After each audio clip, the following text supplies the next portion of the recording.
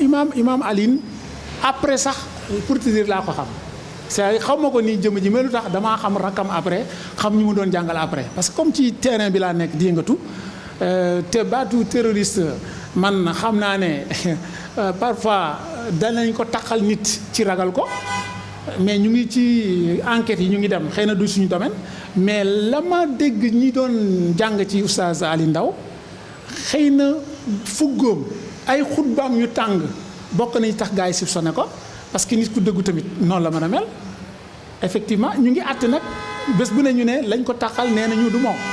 nañu bàyyi mais pour te dire moo wax la ne état bi laay njëkk a waxal benn mbir mooy d'accord am na benn xeexu terroriste bu nekk xeex terrorisme bokk ci monde bi mais il faut pas ñu nangu ku ñuy dicter distance ñuy tamponanteeg suñu doomu réew parce que gis nga affaire bi kenn du ko fayee xeex xam nga terroriste lan moo tax mun terrorisme naqaree xeex parce que waa ji dafa pare pour dee dem yow nag da ngaa bëgg a añi yow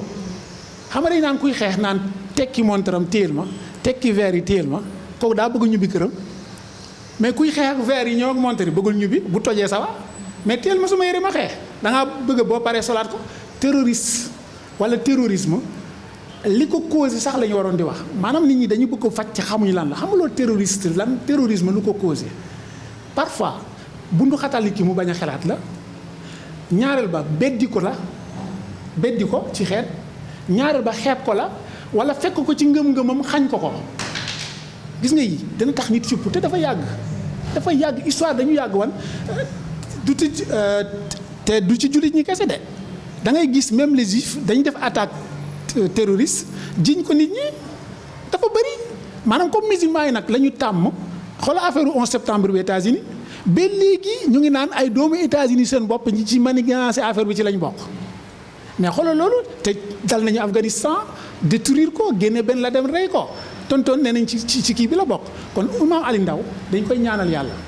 su nekkee ne deful dara dañ ko takkal dañ ko bàyyi mu ñubbi te maa ngi wax nguur gi ne du nii la ñuy fajee mbir mi gi nga sa doomu réew bu ñu melee nii da nga leen di woo di waxtaan ak ñoom pour delloo si leen xam nga ne logique gu force réglé wul dara gis nga boo ko tëjee da ngay génne yeneen Imam Ali Ndaw bu ñu ko tëjee yeneen Imam Ali Ndaw la ñuy génnee ñu créé leen en toute pièce